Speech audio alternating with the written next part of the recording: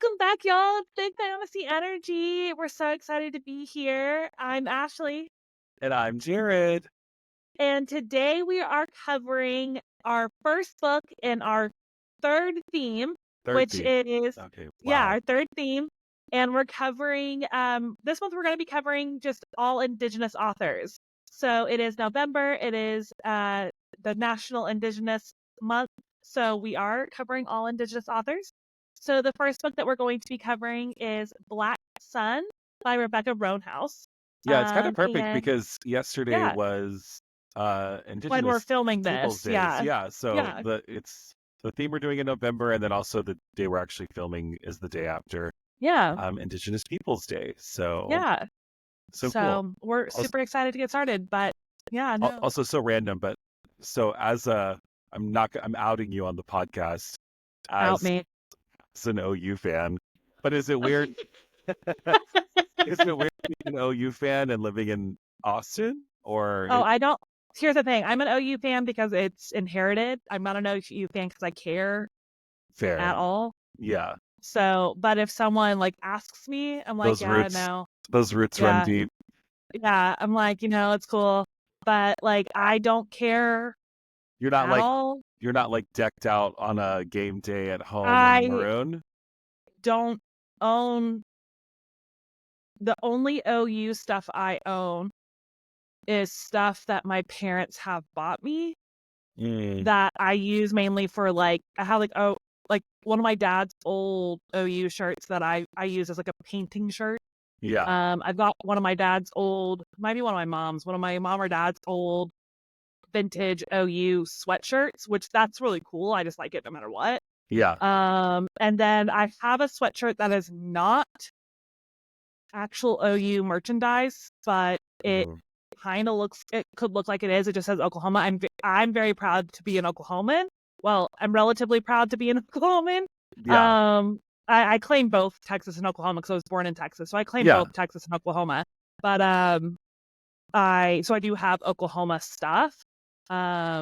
But some of it just says Oklahoma, and it's not necessarily it's not from like the school, but people always think it is because it's Yeah. Oklahoma, You're OU. not So I mean, it's like a really weird cross section of fans, but yeah, like if you're listening and you're not into sports or football, or you're not from Texas, the or Texas Oklahoma, yeah, Oklahoma, the Texas OU rivalry is huge. So they just had it's a big game. massive. So that's why I was Yeah, asking. Gosh, their big rivalry, and it's like huge it's rivalry. it's huge. It like a rivalry to the point that they can't host the game at either school. They Like it have would, to host the game in the yeah, center of them. It has to be hosted in Dallas because the games are so crazy and so overwhelming that like the schools can't host them because there's been issues in the past. yeah. So, So interesting. but you got Anyway, thoroughly spanked. yeah, they got their butts Um, kicked. So like yeah, and just to give my parents a little bit of that they raised me right. I mean, Texas is ranked number 1. They're undefeated. So there's that one.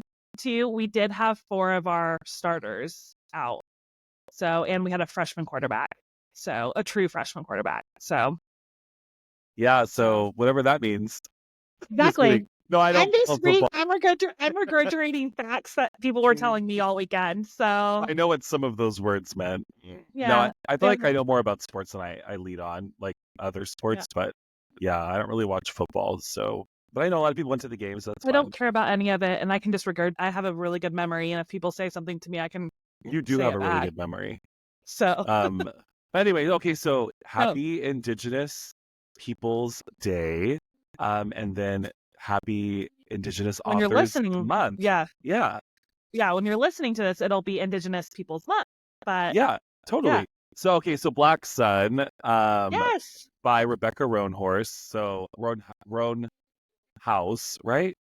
it's Roan horse. House. It is horse. Dang it, I was right. Yep, By Rebecca yep, Roanhorse. It's the first book in a trilogy. We're only going to cover the first book. I had to take extensive notes because I read all 3, and I need to really make yeah, sure I cut off my yeah, information um, before the second book. So anyway, yeah. so The story follows three main characters and their points of view. Technically, there's a fourth character. I'll touch on him a little bit, but it's really those three main characters who they focus on in the first book. So the first is Serapio, who's being raised in the mountains, and his mother and others in her inner circle believe he is the crow god reborn. The second is Chiala, who is a young Teak woman. So Teak is a race in this story. She's a young Teak woman with magical powers over the sea, but to which she doesn't really know the full extent of.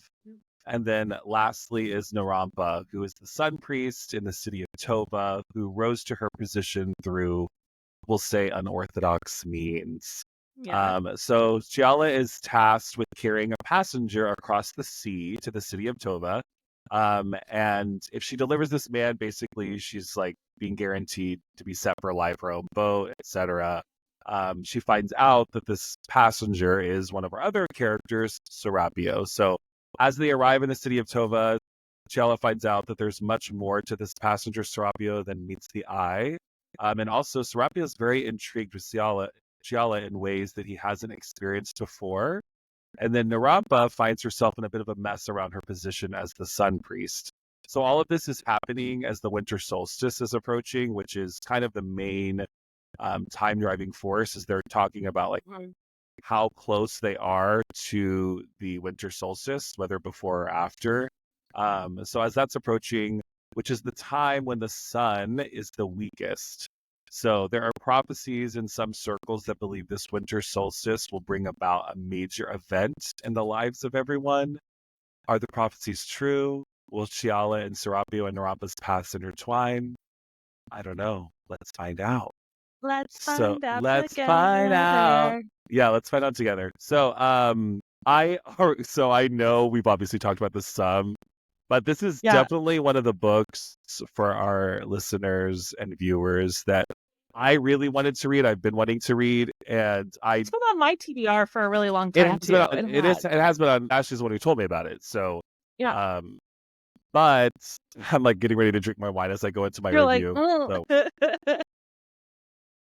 but I Hi, knew Belinda. that this really wasn't going to be Ashley's cup of tea, but we'll let her get into that. But I just Yeah. had a feeling. I just had a feeling. I'm like, and as I get into my review, the further and further I got into the book, the more and more I had those feelings. I'm really curious to see if I was right. But anyway, I just loved this book.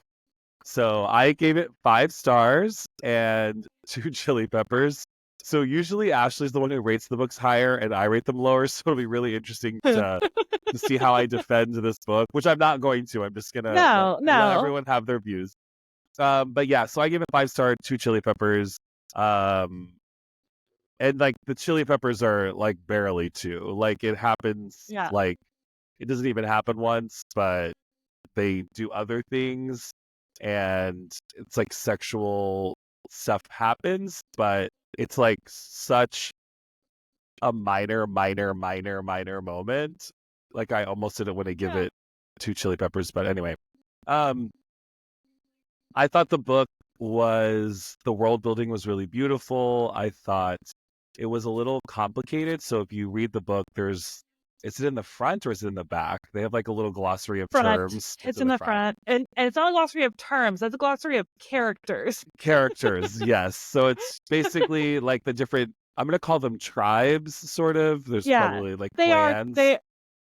they use the word clans, but Yeah, I found myself in my head as like calling them tribes. tribes. Yeah, because Yeah. it's supposedly set in like pre-Columbian, like, Mm-hmm. so Central South America type vibes. So anyway, um, there were a lot of characters to try to grapple with in the beginning. To be honest, as the book goes on, a lot of those characters don't matter. But in the beginning, it's like very overwhelming because there's so Yeah. many of them, and you just are like, okay, does this person matter? Does this person?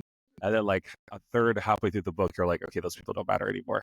Yeah. But anyway, so that if you skip over maps or terms or name definitions, don't do it in this book. I would really try to look at them a little bit just to have an idea of Yeah. I would say you don't necessarily need to read it before you start the book, but you need to be you want to go back and reference it when you're Totally. reading. Totally. Yeah.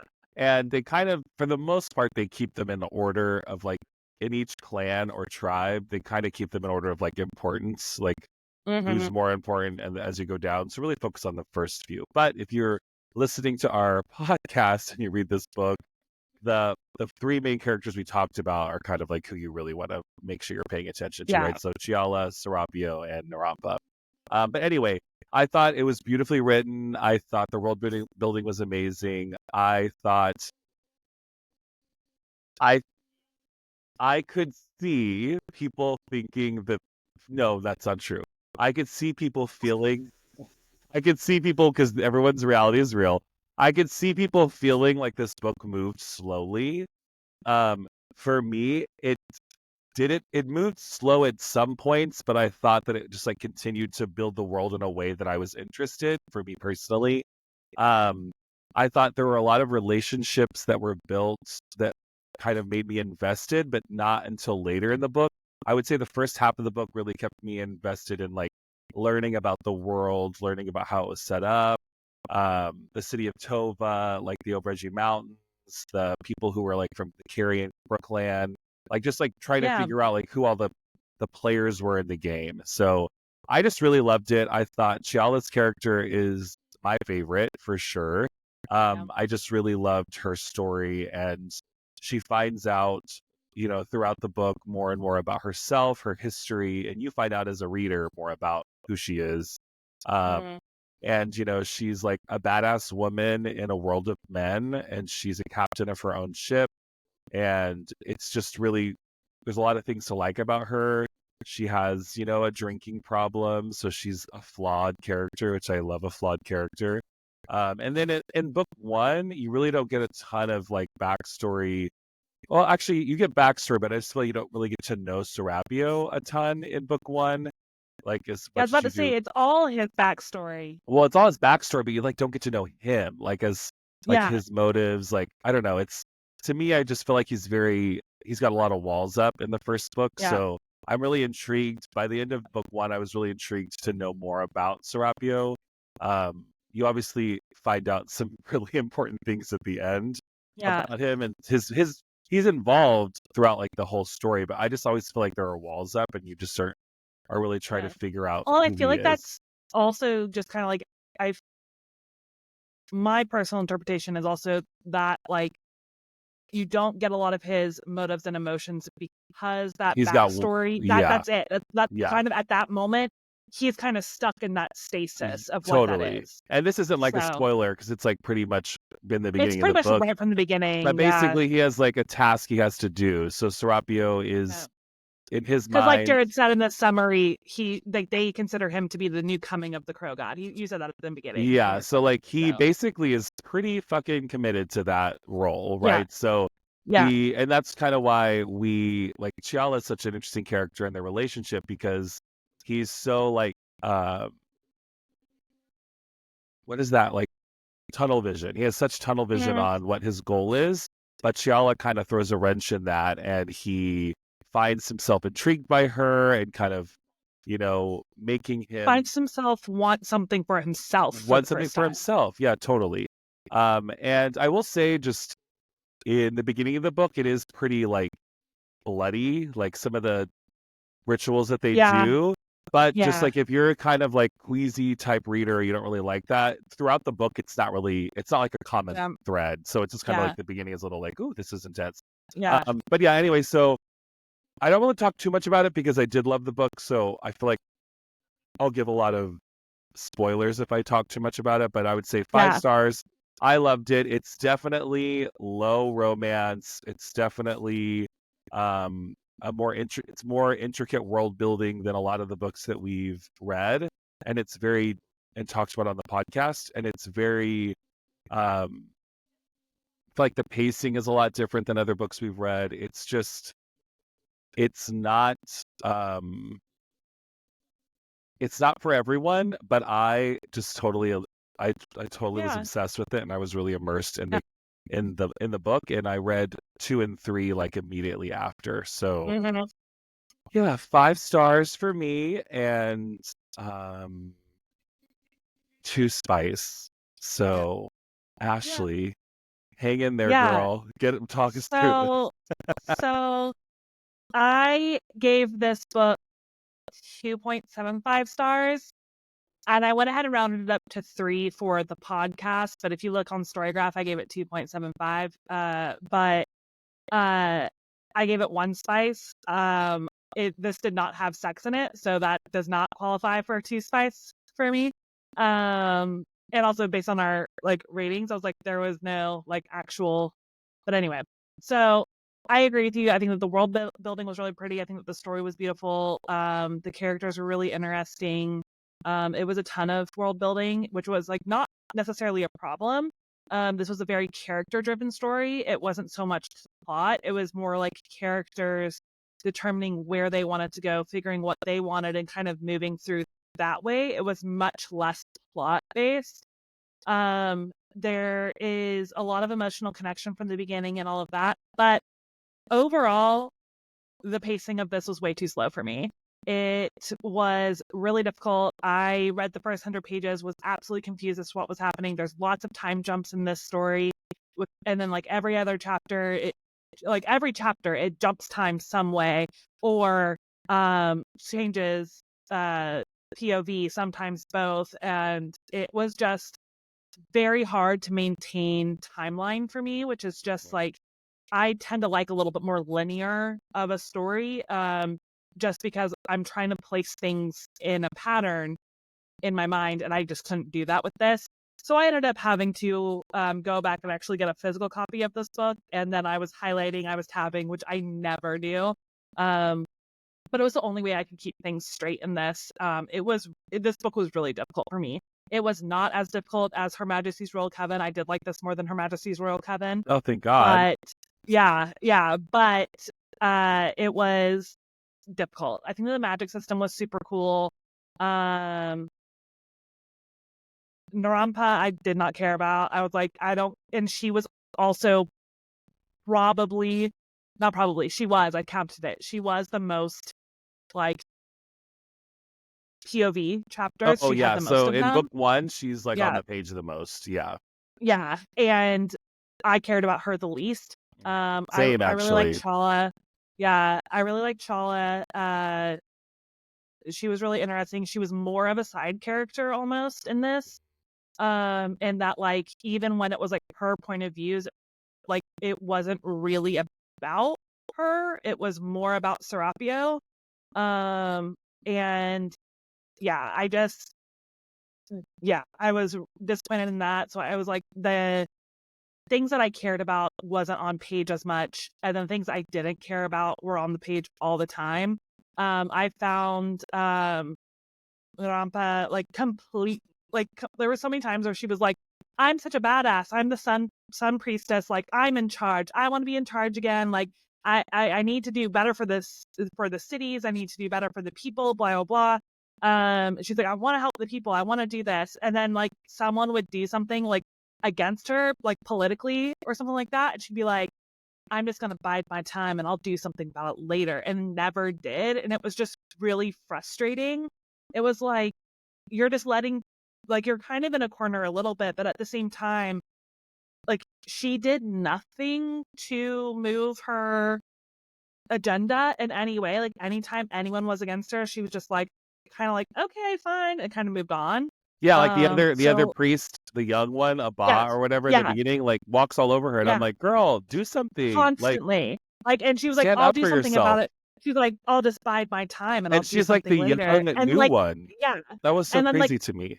the girl did it like 4 times, and then Yeah. she's shocked when she get, yeah. So I'm like, it was really frustrating to me. There was lots of POVs, lots of POV jumps. We even get a 4th POV later in the book, and I was a 5th one even, and then I was just like, guys, that's too much. It's too much.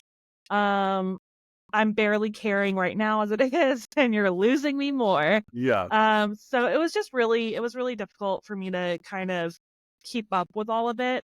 Um, I think that the writing was really beautiful. I think that's what made me give it a higher rating and like it more than Her Majesty's Royal Coven, is that at least the world building here was different and interesting and really pretty. that like I was at least interested enough to get the lay of the land and wanted to, and found the world compelling enough with Her Majesty's Royal Coven. I was just like, okay, this is just London, like whatever, Yeah. like let's just move on. So I just wasn't for me. I won't be reading on. I have a few people I would like recommend this to, but for the most part, I'd probably tell people to stick away if they like the same kind of books I liked. Oh, totally. Yeah. Yeah. I would probably be like I wouldn't recommend my book club read this. So Yeah. If you're like romantasy readers, this isn't for you. Like at all. it's very Um, high fantasy and like, yeah. and once again, it's not bad if you like political, if Well, you I also like feel like politically intriguing, if something you like like really strong world yeah. building and character driven books. This is definitely a good book for you. Yeah, and I also think from my experience, a lot of like high fantasy books that I've read over the last however many years are Mhm. usually written by men. So I think Mhm. it is kind of nice to have like a high fantasy book, and obviously, um, other books that I've really enjoyed are high fantasy from Mhm. authors who are women. So I think Yeah. it is interesting to, but yeah, if you're into high fantasy, for sure. If you're not, probably not for you. Yeah. And But I I will think that say, like, the I kind of knew immediately. I was like this is so not going to be Ashley's type of book. no. Yeah, yeah. But at It the same just time, I it was didn't like, have for me, I was like, oh my god, I love this. And like, we actually met one of my friends, Tanner, who we went to yeah. like a book thing, and like this would be something Tanner would love. But there are definitely Mhm. people who would enjoy it. It's just not like you. I knew like chapter 2, Ash is not gonna like this. Yeah. Well, I was like, my thing is that like if it had had more plot beyond just get to this place, like if they were having to like pick up people, like create like a Mhm. crew to like help Serapio, like Serapio's like I need people to join me in this, and like they were collecting people and kind of training a little bit to like help Serapio, that would have been enough of a plot to make me be okay, what's going to happen next? Versus this was just kind of them on a boat or chilling out in a Yeah, like city. And they're all trying to get to the to the city for winter solstice, but that's literally what yeah, the book that's like what the plot is, and then at the end that's yeah, literally what happens. So like the whole book is yeah, them just trying to get to the city yeah. at this day. So And every character up until the very end, every character in this book is so passive that it's just like watching people just live their lives, which I like definitely do you have feel like kind of race. Serapio is passive? I said up until the end. I Oh. said Well, I up mean, until then. yeah, Even no, it's just the completely boat. passive. Like he's just like when something happens, he like yeah, he does something in that moment, but like other than that, he's just like I'm just gonna sit here with the birds. Yeah, fair, yeah. I can definitely see Narampa being passive. Oh God, she's very Yeah, passive. In book 1, she's yeah, hard to like for me. And yeah, then I felt like Chiala is kind of passive. Yeah, I can see her being passive based on her like circumstance. I didn't feel like yeah. Serapio was When I passive, but say passive, I mean they're not doing. They're not like taking control of the situations that they're in. Serapio a little bit, yeah. But I yeah, also just don't think that like none of them had enough. Like none of them were like they're very reactive. because like Like, even Serapio and like his like passage down and like into the city and like trying to get there, he's just like it is what it is. I don't care what happens as long as we get there. So that's what I mean by like he's like I'm just wait. I just want to get there, and it's right. just like Right.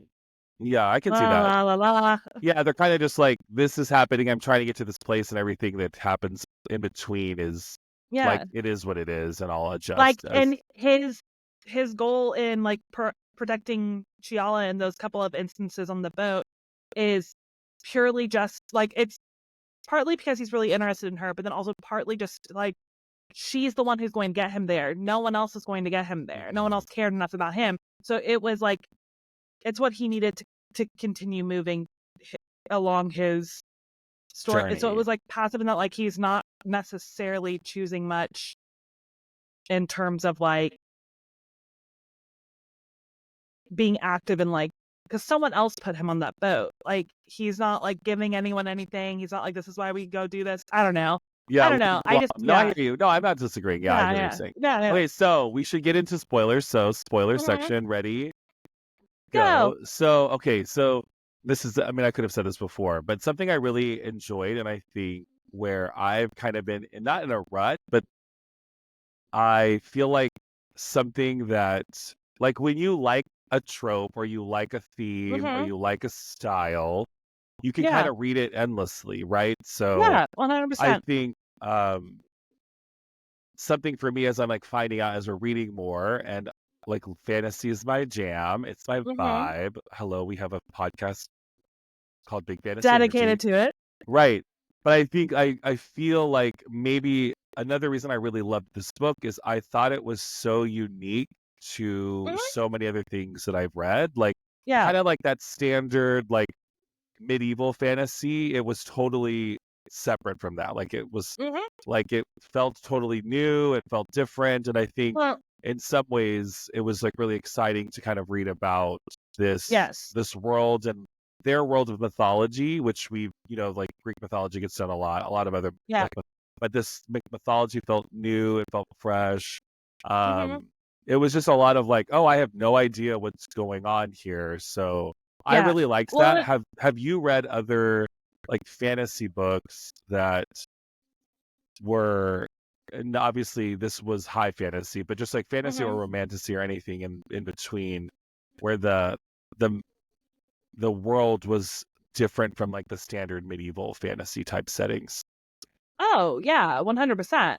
Yeah. Um, like, definitely not anything like this, Yeah. but, I mean, this is definitely, that pre-Columbian indigenous mythology and stuff like that, which is so different, and I really, really enjoyed. I found it really interesting, and I did, like, want to know everything about it. Like, that's the one thing that I'd be like, "Send me snippets of more information about the rest of the tribes." I would Yeah, also be totally. interested in knowing kind of what tribe, because like, I can maybe guess on what a couple of the tribes in this are based on in the Hmm. real world, and would be interested in reading more about those tribes. Um, but as in terms of like other fantasy, like things not necessarily set in like medieval, but like I've read some where it's like some cities are medieval, some like are dark ages, some are almost like steel age within the same world, or iron age, or not iron age, sorry, no, like industrial era. But Hmm. like I've read like lots of different things like that, but it's not the same vibe Right. as this. Obviously. So yeah, I mean, like I did find it extremely, extremely interesting. Yeah. Um, but I also think it's purely what you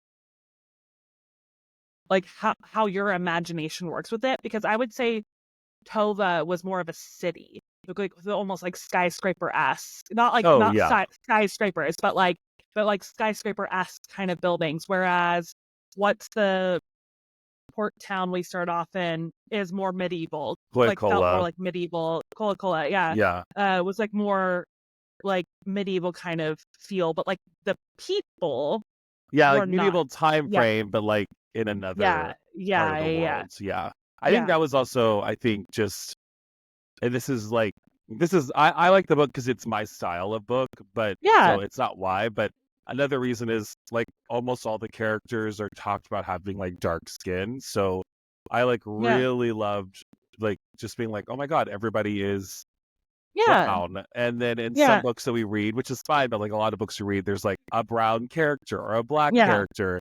So it's kind of like, oh wait, you mean 95% of the characters aren't white? This is so cool. Yeah. And Which then is amazing what happens when you read a book by a diverse author. right, right, yeah, and it's similar to like we talked about this a little bit in Her Majesty's Royal Coven, where we were really excited to read this because it was a diverse author who had a lot of diverse characters in her book. Unfortunately, like we just didn't like the story, right? So, and in this one, Yeah. it's one of us loved it and one of us didn't, but it's just really cool to have books out there that are. And I feel like this is a pretty well-known series. Like it's at Yeah. most Yeah. bookstores. Well, it was really, really popular when it came out. Yeah. So, yeah. And I think it's definitely interesting. I feel like something that I read recently that's another popular series, like if you liked the Broken Earth trilogy with like the Hmm. fifth season, Hmm. um, if you liked that, you will love this. So like if Yeah. you have read that and you're like, oh, I really liked that series, you would really, really like this. They're very similar. Also, I'm in the second book now um, of another series. The first book was The Final Strife. It's Hmm. the Ending Hmm. Fire series. That's another series that I feel like if you liked the fifth season, if you liked Ending Fire, you'll really like Black Sun. They're like very similar, character driven, like intense world building, lots of people of color as characters, very unique worlds, but they're Also, not like once again, not a super plot POC driven. author. Yeah. Yes, the But person also of color a author. POC. Yeah. Yeah. Yeah, Yeah. totally. So I think it But just then you kind of also depends. have books. Sorry, you also have like if you want to read. There's also kind of the point of us doing this Hmm. podcast is we wanted to like show more diverse authors too. But also the first book series we covered on here, the Halfling Saga, also an Indigenous author, Right. Yeah. also lots of great representation, but like that more romantic feel. So like you can Hmm. find them, and they're and as we were saying like in our intro episode, like being able to find books that you feel represented in Yeah, I think is too it's like so it's just yeah. hard, right? Like so sometimes No, like if you like Ashley is not a person of color, but if she was, right? Like what if she no, was and she really wanted a different type of book than what Black Sun offers? Like there are a lot of options out there, but it's just yeah. like the more and more we can highlight different authors is great. But I had some questions for you though Yeah. I for have this for this book. yeah. So at the end, when like obviously this is kind of a more of a topic for the second and third book, but it definitely highlights this a little bit in the first.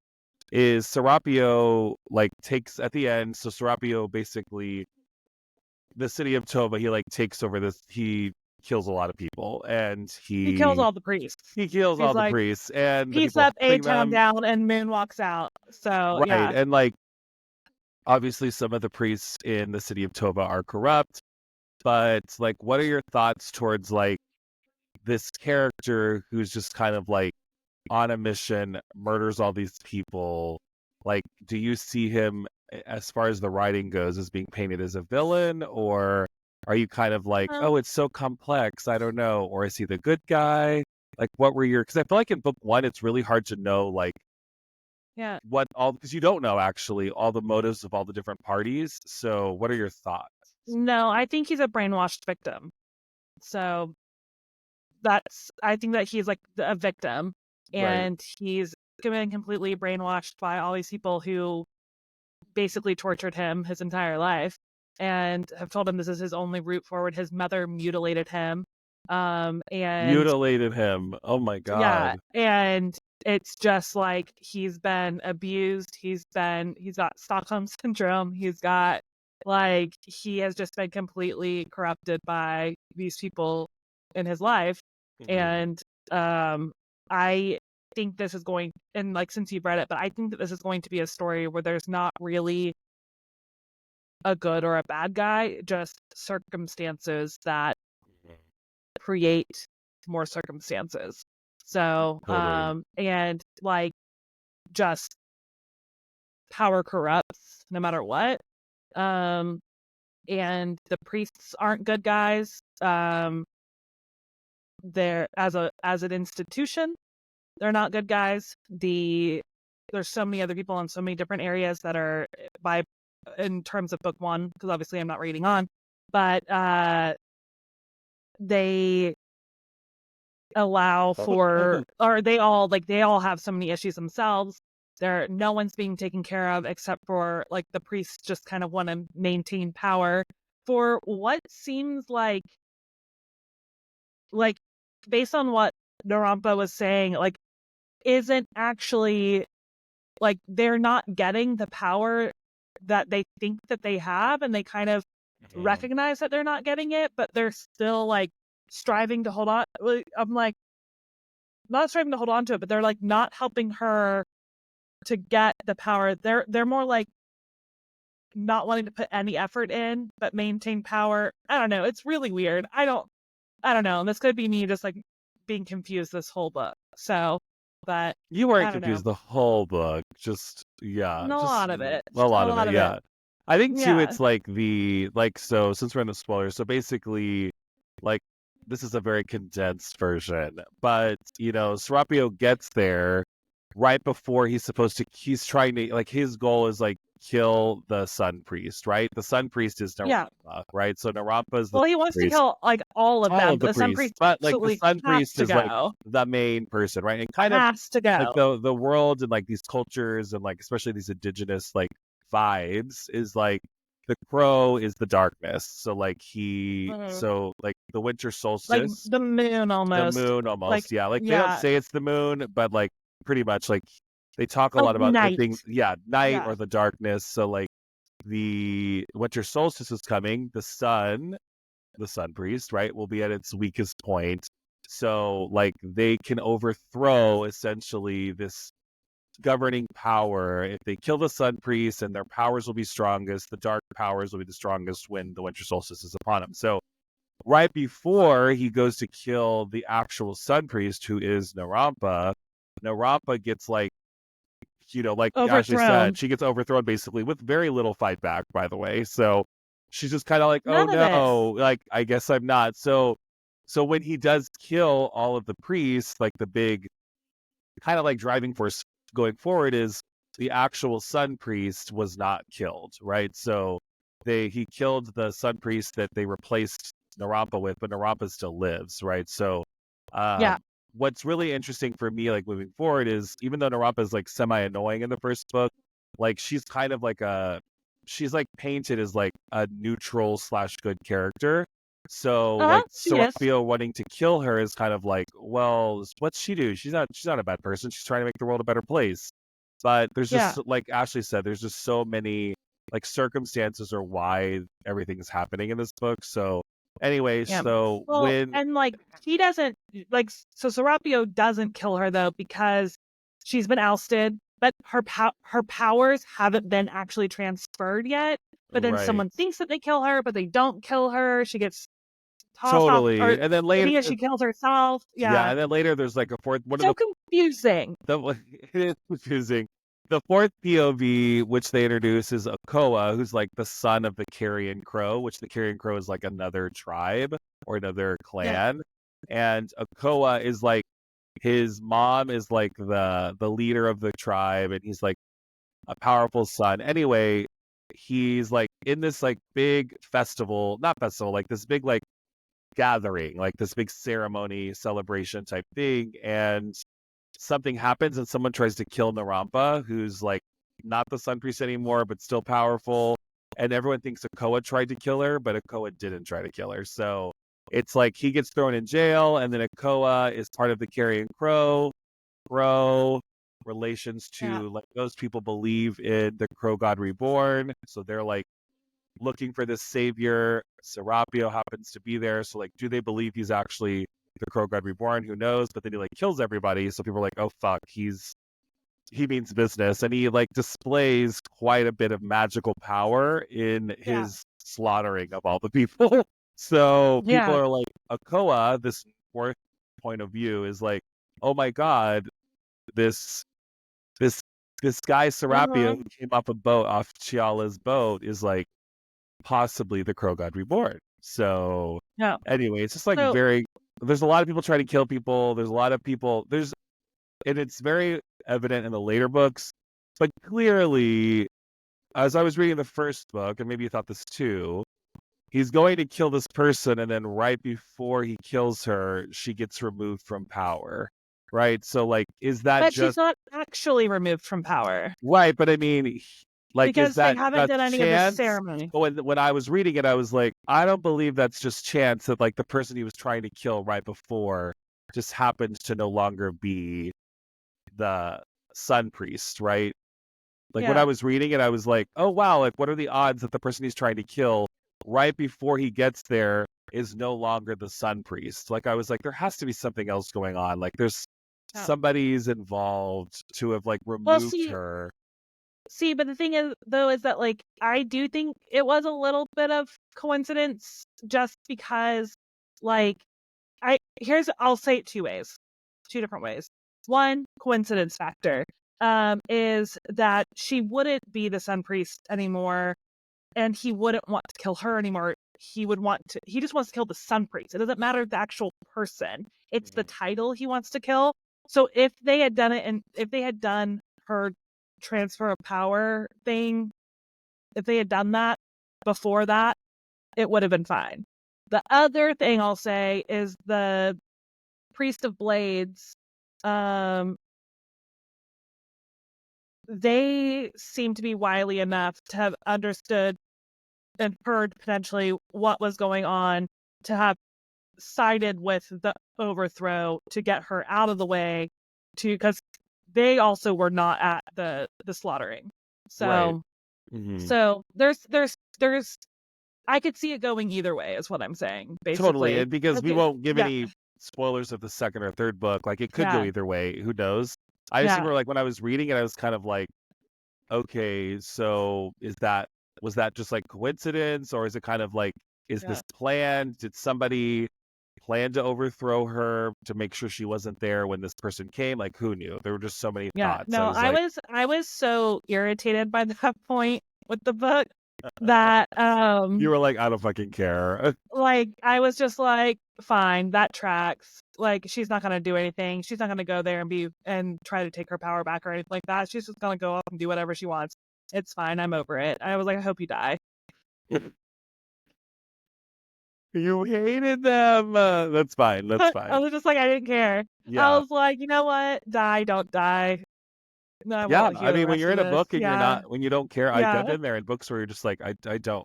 What happens? I don't care. What Yeah. happens? Yeah. Yeah, Yeah. I was just like, you know what? Fine. And then I was just like, okay, I'm cool. proud of you for powering through though. Like you did I it. Like you got Jared, through. I feel like it there's been wasn't so as many. much it was not as much of a struggle as Her Majesty's Heaven. Her Majesty's Oh Heaven I wanted God, to for both of throw across us. the room. For both of us. For me, So. and Jared knows this, for me the my biggest issue with this book was the time jumps, because they weren't always right and they were driving me insane. Okay, so I was I went back and looked, and I literally didn't find any issues with the time jumps. Like I literally could have no, skim, but I believe you. So I just yeah, after this call, Ashley and I are yeah. gonna like touch base on like texting me I where can do because it right now. no, I can I do it don't want right I now. don't want to waste time doing it right now because I know Ashley has her notes and I need to like have my book in front of me. But I like went Yeah, back and was like looking at like each chapter, like I skimmed and I was like, okay, where did this end? What is this one?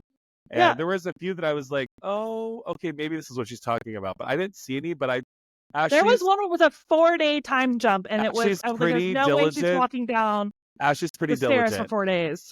I Okay, was like, absolutely not. are you talking about through the tunnel when she's like stuck underground? Is that what you're talking about? Because She was like going to go see her brother, and it that was shit like would no one. take multiple days. No, no. It said it wouldn't take her 4 days, and it said I'm still in the same night. It said like I'm Oh still like no. Well, she's good. Okay, my point is Ashley's very diligent and she knows what she's talking about. So I'm really curious to see because before we throw Rebecca Roanhorse under the bus, I want to make sure because I'm not there's usually if Ashley says something, I just unequivocally just fully believe her, like 100, like normally. If she's like, "Hey, did you know that there was like a flying saucer in this book and it shout out aliens?" I would be like, "Oh my god, I don't remember that, but I believe you." And it's like But I mean, if you read it, sure. So this is like the one time I was like, I don't know. But I went back and double checked and was like, they didn't say anything about I'm not like saying it she's picked wrong. up right where she left off. And I Fair, was like, fair. I would just like to. So I was really, if we yeah, can't find it, I can tag Rebecca Roanhorse and be like, hey, yeah. girl, FYI, what was this about? Like, what was this editing about, time jump wise? I mean, like, I also recognize that most people are not going to be paying that close of attention to that Mhm. but the only reason I was because it was irritating the shit out of me that we kept jumping times. Yeah. So Because I was just trying, you heard yeah. it here first. Don't fucking time jump with Ashley. Like, I mean, I don't even like it in Bride. I don't even like it in Bride where no, I it don't like it starts about. off And and I it's will like, say, I'm not a big and then it's like fan. 6 weeks earlier. And I'm like, you just gave away. Like, I don't care about the 6 weeks earlier shit now. Like, because I Right. know what it's going to end up with. Like, I don't Mhm. care. I will say that So, I'm like, also yeah, not a huge fan of time jumping in general because, like you said, it's like you're showing me and then like going back and telling me about it whenever you already showed yeah, me what happened. So, yeah. like, I'd rather you I'd rather they just give us. I would have rather, and I understand I understand the reasoning and I understand the vehicle that they were trying to drive by doing that. Like I get it. It's just not for me, and it is fair. definitely for some people, and that's absolutely fair. Um, but because I'm like, they're basically trying to give you pieces of Serapio and his growing up and like learning and things like that, Totally.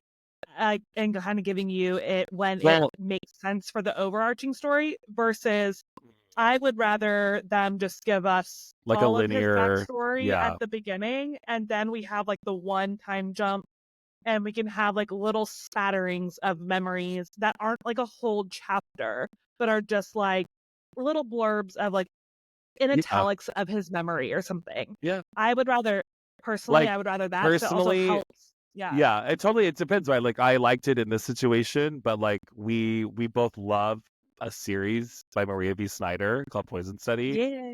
But in Yeah. the is it 4, 5, and 6, they do a lot of time Yeah. jumping.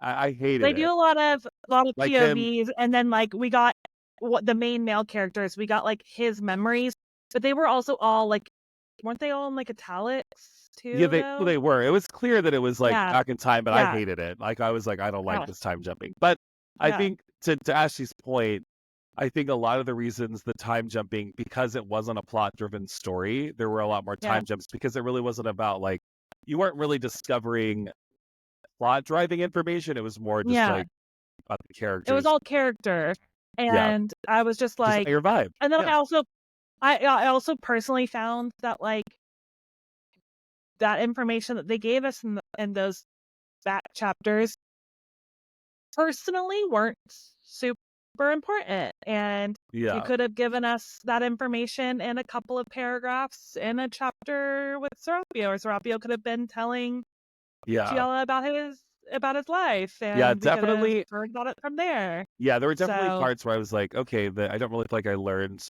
like nothing necessary.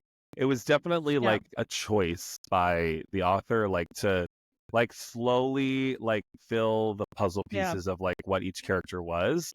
And you really yeah, don't, to be honest, like you really don't find out the full breadth of the characters till the end of the story.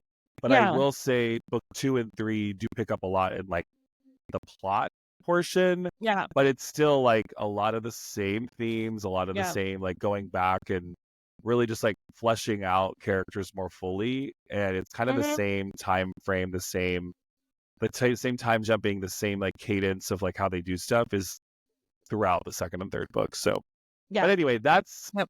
Did you have any questions for me about the book? I know you didn't really love the book, No, so probably not. most of my questions that I would have are more based on like you won't be able to give a fair answer because you've already read the rest of the books. So, Yeah, that's true. I could try so but I yeah, probably wouldn't be able to. no, no, you probably wouldn't be able to. Well, I mean, here is one like the huge theme of this book. Every of the three of the four main characters, and even I would say even all four of them. Um, big theme of it was like they were all outcasts. They all felt very alone. They were all like kind of underdog esque kind of characters, but they were all Totally. kind of looking for a place that they belong. Do you think any of them found in the first book? Do you think any of them found their place or No. felt like less of an outcast? I don't either. Yeah, I think they definitely felt like less Closest than us. one I could say is Chiala, which she found some kinship with Serapio, but also not enough to be like it's done. Like I don't feel like an outcast anymore, but more of just like this could potentially be a place. Yeah, totally. So I think like Narampa is like completely like obviously I have the preview of like the whole series. Like in book one, Narampa like still is like completely like she's alone. Like even though she finds her brother doesn't have a good relationship with her. It's no, not like fair. it's almost more yeah, right. There's almost more people who don't get her, right? It's like Yeah, she's just like very kind of on an island. I think yeah. She even loses the one person that she thinks is on the island with her, Ikton. Like yeah, she even Icton. kind of loses them. Which, like, So spoiler, that character does come back pretty aggressively in the later books. So yeah, love Icton. They are great. But yeah, so I would say, I mean, Chiala, yes, she does like have Serapio and Serapio has her, but I feel like it's still it's I feel like it's less that Serapio has her, more of Chiala sees the idea of Serapio. yeah, totally. I definitely think it gets better for all four of them. Like they're like on a path to finding Yeah, someone. But I think a lot of them it's like that phrase, or like, a place. It doesn't necessarily have to be someone. It could be a yeah. place. But But I don't think any of they them have definitely it. take Yeah, steps back before they take steps forward. Like it's kind yeah, of like Appa seems like she has less of a support system. Chiala like is on this boat and now she's like no longer in charge of like she's no longer the captain. So like poor her, like she's taking steps. So they're all kind of like and the whole point of Serapio going here is like he doesn't really care about how his life goes after. He's just there to kill everybody and then who cares? So yeah. like they're all kind of moving towards this like alienating themselves further almost. Yeah, I feel like at the end. But yeah, TBD. If you do like the books that we've said are similar to this book and you do like high fantasy, the second and third books are great. Second book I rated a 4 and the third book I rated a 5 star. So the third book was like so great to me, but it's a Yeah. lot of work to like if it's not your vibe, it's probably won't be worth it to you. If it's your vibe, it's So definitely worth it. So but I know you just went to Dallas, so yeah. So what I found this really awesome bookstore. I saw it on Instagram and I was like, well, I'm gonna be in Dallas. I'm gonna go there. I'm definitely gonna go there. And it's a romance slash fantasy romance bookstore called Blush. It's on 6th Street. It's like a block away from Wild Detectives. And it is so cute. They have such cute stuff in there. And it's only been open for a couple of weeks and highly recommend going. They have a really good selection. They don't have it's a small space. When I was there, I I got there right when it opened. Like I was waiting because my brother and dad had gone off to the game. So I went and sat like on the street at like Saturday at like 9:30 a.m. and waited until 11 for the store to open. So I dedicated myself to it. Um, but when I got there right at 11, right when they opened, there was already like 15 people in the store. It was insane. There were so many people, but it had a really good selection, really did you cute buy? How many stuff. books did you buy? Two, only about two. Oh wow, okay. Did you Yep. buy any like I bookish stuff? I bought a sticker. Okay, cute. So yeah, I was like, Good for I'm a you to little bit go on, into a store and only buy yeah. 2 books. Good job.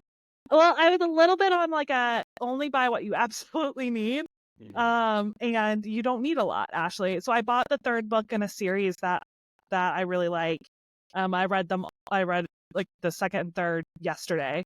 Um, Only what you need is and actually sitting in front of her bookshelves that are only like you should see her living room has like bookshelves throughout her whole house just has hence bookshelves. why I'm only buying what I need.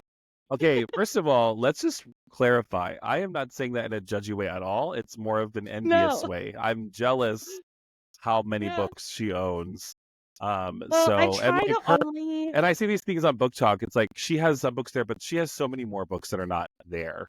and Mhm. it's a great place to be. So I I'm have, like glad you only bought I think two. because by my spreadsheet, I have, like, The stamp spreadsheet. 300. I have, like, 300 bucks, like, Yeah, hard copies. But I also try to it's only double what I have. I have like 150. I like just updated my but library. I also do have multiple copies of some books. Like, I have 8 copies of Fourth Wing. I've got, like shut up! You have how I've got, like many? Are any of I have, them like, in another 8. language? No, but there Just are a all lot of English. none of them are only I Only don't two read of any them other are the same. languages. Only two of them No, are no, the no, same. no, only 3 of them are the same exact book. Right. That's true. Like, a lot of them are, like, different editions. Yeah, which I have So, multiple editions of certain yeah. books. So Yeah, and then I have, like, 5 copies of Poison Study, this is a so, safe of that space. series. Yeah. Also, So, if you haven't seen, check out our TikTok, the Poison Study special editions oh that my god, Ashley they're got. They're so beautiful. We're pretty. gonna And be reading those books yeah, it's one of for our the favorite podcast, like, that's series. not an option, Yeah, so good. but, but then, like, I also only try to have, like, books on my shelves that like, keep books that I know I reread that are, like, they're trophy kills. Um, so, Oh my uh, God. and then, like, I about half of the books in my house are books I haven't read. Mm. So, but Well, speaking of books you haven't read, actually, yes, I know you've already read this, but I haven't read it. But next week we are continuing our Indigenous authors theme, which I did not know yes, this author was Indigenous. So, like, props yes, to you, Ashley, for figuring it out. But next week we are reading and talking about A Touch of Darkness by Scarlett St. yes. Clair. I also love that not only is she an Indigenous author, she's from Oklahoma. So Oh, I as didn't know I that. already just Come on, OU. she's a librarian in Oklahoma City. So That's yeah, so isn't that cute. adorable? Oh my God. Can you I love imagine like it. reading a book and then seeing the author at least at the library? She's Just like, at your hey, did you library. want to check out? Oh, I actually wrote this book. Did you want to check And, it like, out? she just, like, signs the library book. Oh my God. That's so cool. But yeah, no, so she's a librarian in Oklahoma City, or at least she was. I Yeah. don't know if she still is. I mean, also being a romance author, I don't know, like, how much that pays if she can quit her day job. Right. But yeah, we'll talk about A Touch of Darkness, which, as we mentioned at the beginning of this, Greek mythology, like, Yeah, everyone does it, but this is a Greek mythology book. it is. So, super excited about that, but we'll touch base on that next week. All So, yeah, right. Just see you perfect. then. See ya. Bye.